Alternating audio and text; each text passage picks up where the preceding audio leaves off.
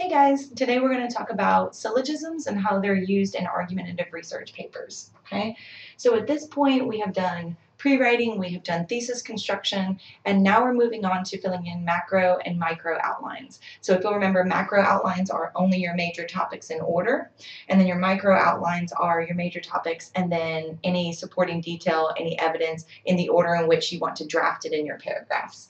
But before we can fill in macro and micro outlines for your research papers, we have to talk about logic, logical syllogisms, premises, and then what that means for paragraph construction, okay? So overall, in general, when you're writing an argumentative research paper, you are using premises to prove a conclusion as part of your argument, okay? So the keywords here are going to be premises, and then you are proving a conclusion as part of your argument. Okay, so now we need to talk a little bit about what a premise is. So a premise, and this will mean something much more specific if you guys take an actual logic class. What I'm giving you is just a basic overview of these terms so that you have a basic understanding when we get to syllogisms, which is the big term we're learning today. Okay, but just for our general understanding, a premise is a statement of fact. Okay, statement of fact in a paper, in a speech, that kind of thing. Now, this means something a little different than statement of evidence. So when you talk about a premise, it means that you are stating something as if it were a fact, if that makes sense. Okay, so in logic, we deal with syllogisms, okay, which is a set of premises to prove a conclusion. And that's kind of strange wording, but again, this is just generalized understanding, okay? If you were to take a logic class, you would have much more specific terms and definitions than this. But we're in English 111, so we're just going to keep it nice and general and easy for now, okay? So again, to back all the way up, argumentative research papers are going to use premises to prove conclusions, okay? So a premise is a statement of fact, meaning you are making a statement of fact as the writer within a topic paragraph. Syllogisms, so you do need to get that word in your brain, okay, and in your mouth, let's practice saying it. Syllogism is a set of premises to prove a conclusion, okay? So we're going to go over 3 types of syllogisms today. Just know that there's a million more. A lot of times in upper level math classes, you guys will learn syllogisms because it also cross applies to mathematics as well. But we're only going to play around with 3 today. So let me grab my notes, okay? All right, so the first syllogism that let me back all the way up. So when you talk about premises within a syllogism, you're going to see me do this a lot. Premise 1, premise 2, big P, and these 3 little dots, okay? So this is the most basic logical construction that I could come up with to teach you guys this. And again, just know there's more complicated ways that you can construct your logic within your paragraphs, but I want you to practice with this one, okay? So little p is going to stand for premise 1, okay? So let's fill this in for your notes. So when we put a little p, we know that that means premise 1. When we have a little p with a 2, that is premise 2. When you have a big P, you have a therefore, okay, which also means that you are concluding something based off premise 1 and premise 2, okay? So if you imagine it, there's like a little plus sign between those 2. So here's my first statement, premise 1, plus my second statement, premise 2, and here's what the reader should conclude from this logical construction, okay? I'm going to say that one more time. So this is the basic construction of any syllogism, and we're going to fill in specific syllogisms that we're going to practice with, okay? But this is the basic argumentative logic construction. Premise 1, here's my first statement of fact. This is true, plus second statement of fact. This also is true. Therefore, the reader should conclude this, okay? Where's my eraser? All right. So I'm going to leave that up so you guys can see it next to a practice syllogism, okay? So the first one that we are going to practice with is if X, then Y, okay? And this will be labeled premise 1, Okay, so premise one, and it's a little backwards, I'm sorry, but just so for sake of space and spatial relativity. So if X, then Y.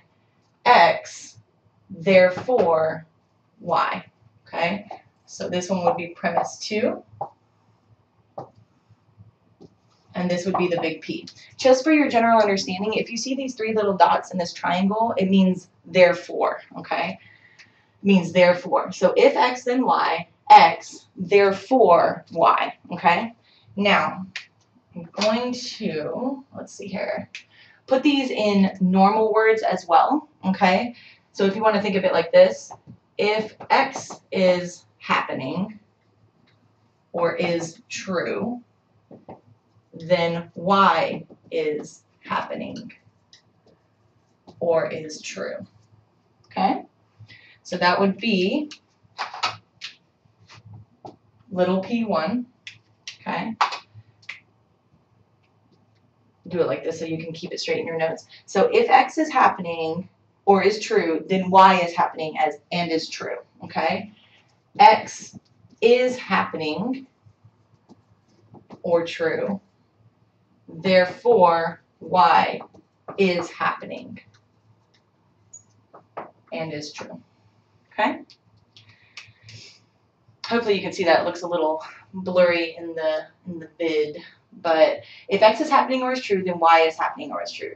X is happening or is true. Therefore, Y is happening or is true. Okay? Now, whenever I teach this to my English 111s, I always say, we're going to practice with it. We're going to keep it simple and silly to start off with so that you guys can just get your minds around the logical syllogism. And then I'm going to cross-apply it to some of the examples from yesterday's class because they came up with some really good ones. Okay? Okay. So for some reason, everybody is really hungry or non-caffeinated every time we do syllogisms. So there's always one about McDonald's. There's always one about Starbucks. So I'll give you the one about McDonald's from a previous class. Okay? So this particular student said, oh, wait, let's set up our construction. So we've got P1, P2, big P, 3 dots, therefore, right? Okay, so his premise was, if I go to McDonald's, I will get fries. Okay, so if I go to McDonald's, I will get fries. I am going to McDonald's, therefore I am getting fries. Okay? I'll give you a second to write that one down. Now, the other thing we do with syllogisms to make sure that we're keeping it straight is we are also going to box what is the X and what is the Y. Okay? So over here, if I go to McDonald's, see, I'm practicing with this syllogism, and I'm putting it into my premises, right? Practicing with this one, putting it into this one. So I need to figure out what X is. So X is going to be if I go to McDonald's, and you guys are going to label that X, right?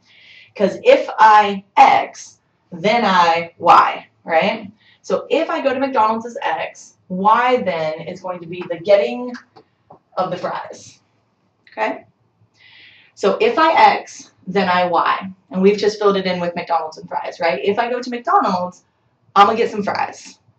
I am going to McDonald's. So this is a repetition of the X, right? McDonald's, McDonald's. Therefore, I am getting fries, okay? And this will be important moving forward when we practice with the last syllogism that we're going to do, which is a little more complicated, but it's also the one that students like the most for their argumentative research papers, okay? All right, so we're going to recap the whole thing, okay? So we have this syllogism that we're practicing with. If X is true, then Y is true, premise 1. X is true, premise 2. Therefore, Y is true, big P conclusion, right? And then we label it because this really, those of you who are like math-minded and science-minded or tech-minded, you'll really like syllogisms because it really is just a formula that you fill stuff in, right? That's all it is. It's a formula, and then you plunk stuff in where these variables are, okay? All right, so I'm going to try to squish a scholarly example down here, okay? And this was an example from yesterday's class as well. Here, let me make this Y a little smaller. All right, so we're going to do our premise construction again. P1, P2, big P, therefore. Okay?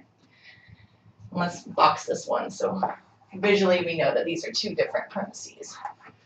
Or excuse me, two different syllogism applications. Okay?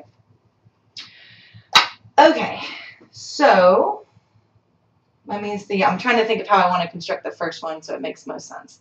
We'll do the vaccination one. We'll do my student who is doing vaccinations, okay?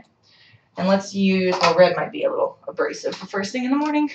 So P1 was, for her thesis, so her thesis was, or deals with mandating that parents have to get the whooping cough vaccination, which is Tdap.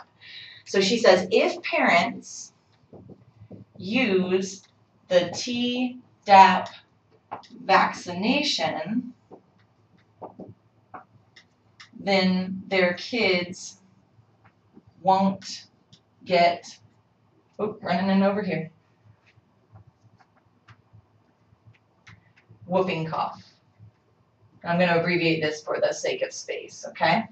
So her entire premise one is if parents use the Tdap vaccination, then their kids won't get whooping cough. Let's go ahead and identify what's X and what's Y.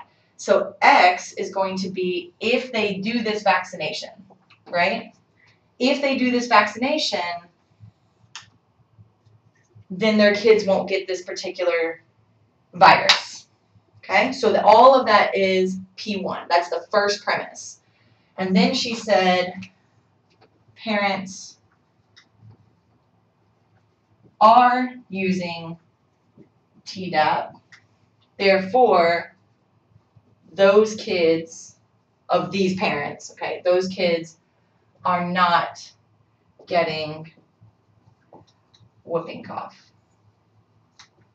Okay? And again, we're going to identify it, the X and the Y. So parents are using Tdap, right? So X is true. So this is another application of X. Therefore, Y is also true. Okay? Give you a second to write that one down. So if parents use this particular vaccination, their kids won't get sick. Parents are using this vaccination, therefore the kids of those parents are not getting sick. Okay.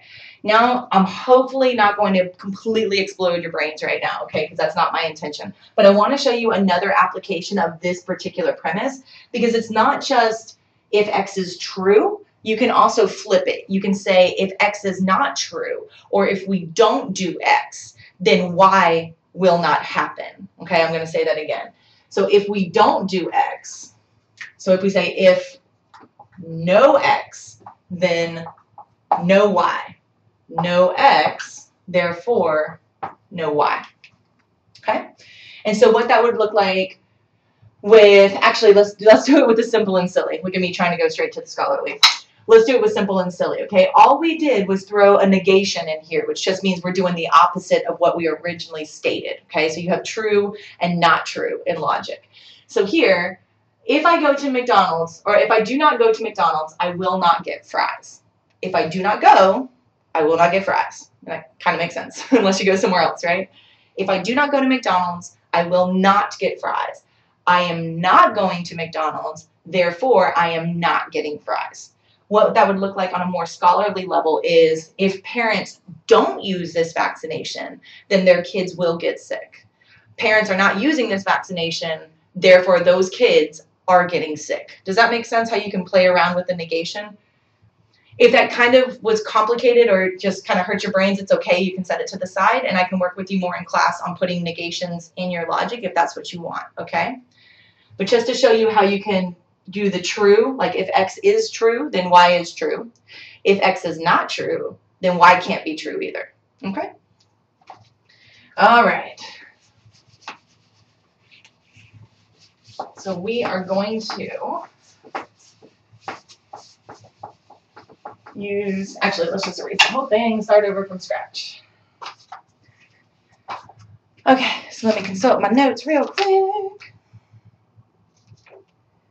Okay, so actually this does bring us to the syllogism that I was talking about before, that it's a little tricky when we first learn it, but once you get on a roll with it and you start applying it, it makes a lot of sense. So a lot of students like to borrow this particular syllogism for their topic paragraphs in an argumentative research paper, okay? So I know at the beginning of this video I had said that I was going to teach you 3 syllogisms. 2 of them we just learned. It was the positive of the if X is true, then Y is true. X is true, therefore Y is true. And then it was the negative of that. If X isn't true, then Y is not true. X ain't true, Y can't be true either. Okay, so those were the 2 of the 3 that I wanted to teach you. This is going to be the final one. And again, this one's a little trickier because we have more variables involved, but it'll make sense in a second, trust me. Okay, so this one is if A, then B. Okay, that's going to be premise 1. If A, then B. And then premise 2 is if B, then C. Therefore, if A, then C.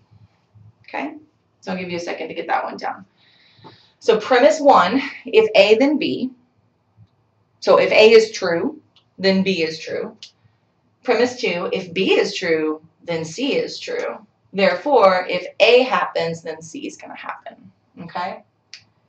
And we can write that underneath. The students yesterday said that that helped a lot. So we can put like the normal way of saying it underneath. Okay? So premise 1 is if A is true, then B is true. Or whatever words you want to put in there. It's true, it's happening, it's possible, whatever. P2, if B is true, then C is true. Okay? Conclusion, therefore, if A happens, then C happens, or is true. Okay? Just giving you some different words to put in there so that you can understand. And I'm going to isolate out our variables just so you can see. So we've got A and B, B, then C, A, then C. Okay? And the reason students like this one, just while you guys are getting this down in your notes, the reason students really like this one is because it's sequential logic. So if you think about your theses, a lot of you guys are doing, if this controversial issue doesn't get fixed, all this other stuff is going to go wrong. Okay, so if this thing right here doesn't get fixed, then B and C are going to happen. And so the way this works is, if this doesn't get fixed, A, then B is going to happen, right? If B happens, then C is going to happen. You guys ever heard of the butterfly effect, right? A butterfly flaps its wings in like Taiwan, and then through a series of unfortunate events, you get to this other monstrosity, catastrophe on the other side of the world. So it's just showing how, almost like cause and effect, right? A, if this happens, B is going to happen. If B happens, then C is going to happen. Therefore, if A happens, C is going to happen, okay? So that's why students really like to use this one. But again, let's keep it simple and silly to start. And you guys will laugh at this. So this is what Tuesday, Thursday's class came up with yesterday. All right, so let's go ahead and label premise 1, premise 2, big P, okay? Therefore. So they said, actually, I'm going to need more room than that. Sorry. So premise 1 was, if Duncan is closed, Picasso will be sad. And this is where the whole class got a kick out of this yesterday. Y'all act like I come in every day with Dunkin' Donuts. Come on now.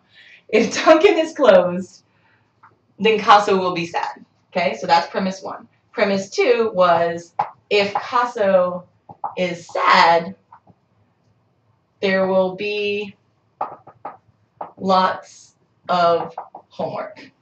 Okay? If Picasso is sad, there will be lots of homework. Therefore, can you guys guess what the A to C is? Let me give you a second. Therefore, if Duncan is closed, there will be lots of homework. Okay? So, simple and silly, sure, but the logic is sound. So we're dealing with this syllogism, right? So this right here is the syllogism that we're working on right now. So now we're going to label our variables, okay, to make sure that we have it in the right order. Because again, the reason that I'm teaching you guys this is so that you can use this logic, which is logos, right? We talked about that earlier this week. You're using this logic in each topic paragraph. It's required for your outlines, okay? So we've got to learn the logic, though, in order to draft the outlines in the correct logical way. Okay, so let's identify our variables so that we can make sure that we did it in order. So if A, then B. Okay, so we have our A and we have our B. That kind of looks like a Q. There we go. If A, then B. So premise 1 is satisfied, right? If B, and you guys see how this is repeated, right? It's the same thing, caso sad, caso sad. If B, then C. Okay, so we've got it in the right order. If A, then B. If B, then C. Therefore, A, then C. So we're double checking. Do these match?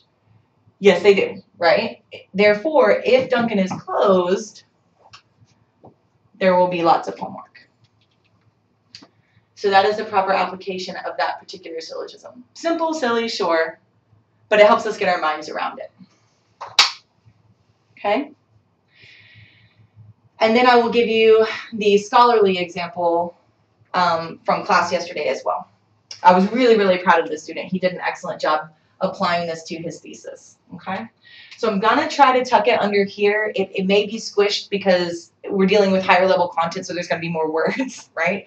But hopefully you guys are cool with that. Okay, let me see. Yeah, I'll do this one in black just for the sake of synergy.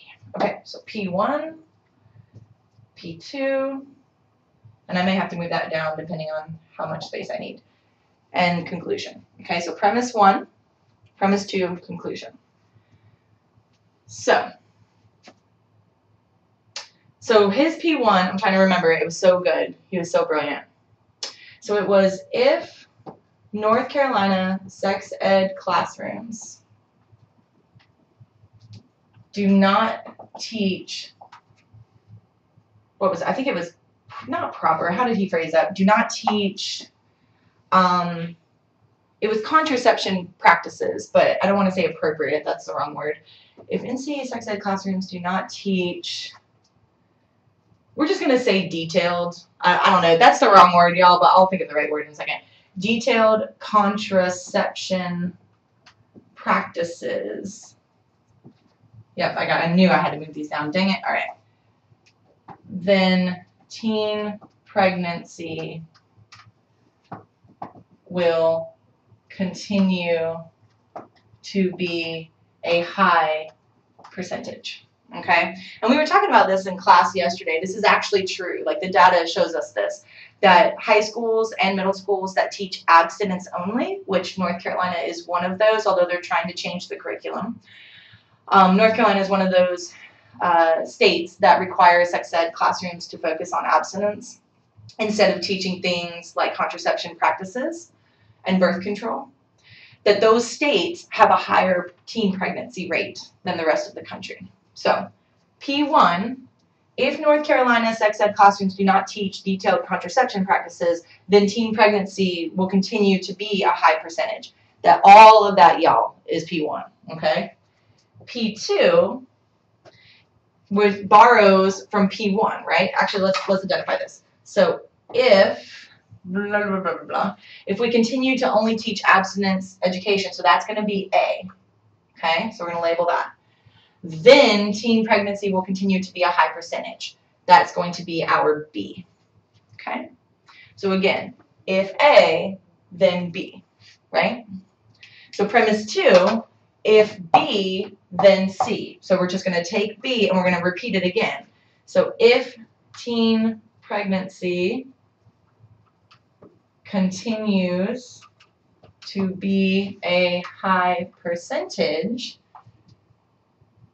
then the high school dropout rate for teen parents will also remain a high percentage. Okay? just separating with these lines because there's way more words here than there was up here, okay? So we repeated B, right? Because we're on premise 2. If B, then C. If teen pregnancy continues to be a high percentage, so this is B, right? Then high school dropout rates for teen parents will also remain a high percentage. So this is C, okay? Now we're bringing it home, guys.